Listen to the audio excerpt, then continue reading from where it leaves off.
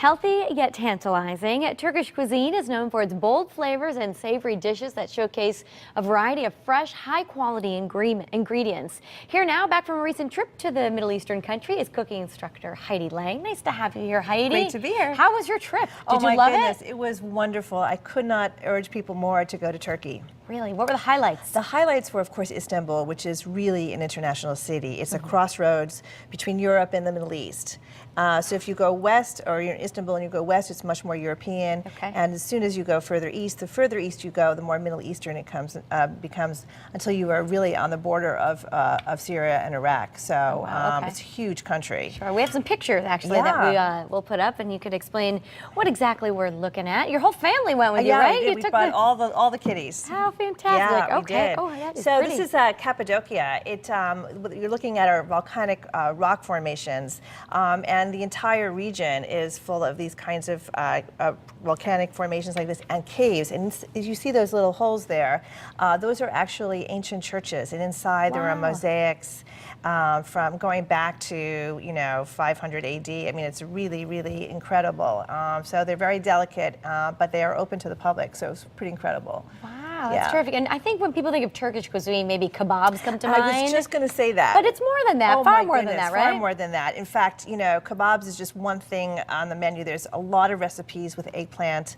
In fact, if you go to the spice markets, you'll see lots of dried eggplants and dried zucchini and peppers, and things are stuffed in there. Lots of rice and lamb dishes and things like that. So, but one dish that we had never had before, I'd never even heard of actually before I went to Turkey, was this thing we're making today called Lahmacun. All right, well, show us how. It's a Turkish pizza, actually. Lahmacun. Yes. So just before we started, I started these. It's very easy. The ingredients are easy, but there are lots of spices. So we're going to focus on the spices today. So we have in here a medium onion and a medium red pepper. You can also use green pepper, so whichever you prefer. And we've added some garlic, but added 3 or 4 cloves of garlic. If you're sensitive to garlic, add less. If you like more garlic, add more. Okay. And so this is already heated up, and the garlic is ready. So we're going to add our spices. We've got some sweet or hot paprika and some cumin. So I'm going to put these in, and you can stir them. Okay. Now you always want to put the spices in before you add the meat, because it gives the spices a chance to bloom. Okay? That means that the flavor really comes out much more strongly. So we're going to add some salt. Okay, I'll mix that in. And then we're going to add some pepper. Ooh, this is smelling great Doesn't already. that smell great? Do you smell that? I do. And so the recipe, which is online, you'll see has 3/4 of most of the spices, you'll see. So we're adding 3/4 of cumin, and then we're going to add half a teaspoon. We're going to give it a kick, of crushed red pepper, yes. And then we're going to add, I forgot to mention, we also have in here a half a serrano pepper. Okay. Again, it depends on your spice level. That's Turkish a hot food, one, no? It is. So taste the tip of it with your pinky and see how whether it's hot or not. Got it. And take the seeds out. The seeds are where the spice is. That's a good tip. Okay, so I've added cinnamon, I've added salt, and I'm going to add a little pepper. All right.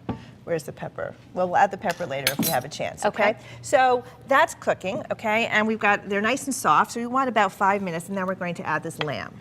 Okay. And you're going to cook this for about a pound? Or? It's a pound. Very good. Yes, it's exactly a pound of lamb. Here's the pepper. And in a perfect world, we'd have this nice and brown. But I just want to show you the other ingredients that we're going to have. Here's a little pepper. All right, okay? I'll mix that in. So once that's brown, it really doesn't take that long, about 5 to 7 minutes. We're going to add 5 tablespoons of tomato paste. Okay. And we're going to add some fresh tomatoes. Ooh, now you want to make sure, isn't that great? Yes. Your house, if you're trying to sell your house, by the way, this is a really good dish to make because it will smell so flavorful. That's a good point. point. It feels so warm and cozy. Better than apple pie, really, because it has cinnamon in it, but also it's got some very exotic spices. So we're going to work on putting it together while that browns, and then before we're done, we'll add the tomatoes and the tomato paste, and that's to thicken it. Great. Okay, and gives it the color. Okay, so when this is all done, this is what you're going to have. Okay, this lovely. Hey, we put something in there that's making me sneeze. I don't know what it is. It's the cayenne pepper. It's the cayenne pepper. So in the end, this is what it's going to look like. Okay. Now, if you're making a traditional lahmacun, let's take this cookie sheet over here. Yes. If you're making a traditional lahmacun, you will slave away at a very thin pizza dough. And if you want to, there are plenty of recipes online to do that, but we came up with a shortcut because at Fig, we always want to make sure that people actually make the recipes. Yes. And if it was too hard, no one's going to do it, right? No one's going to do it. So shortcuts are okay. Okay. Great. We have about a minute left. Okay, so we're going to take a pita bread. Okay. And we're going to brush the bottom of it off with some oil, some sunflower oil or a little bit of olive oil, okay? Okay. And you're going to then, and you're going to take a pocket pita and split it in half. Oh, Open so it up, okay. cut it in half, Great. because you really only want, this is how thin you'd want the pizza dough to be. So anybody who makes pizza knows how difficult that is to do. You're going to spread this on here, and then you're going to brush the others, the perimeter also with oil, okay? That's going to give it a nice and then color, that's going right? to go right into the oven, okay?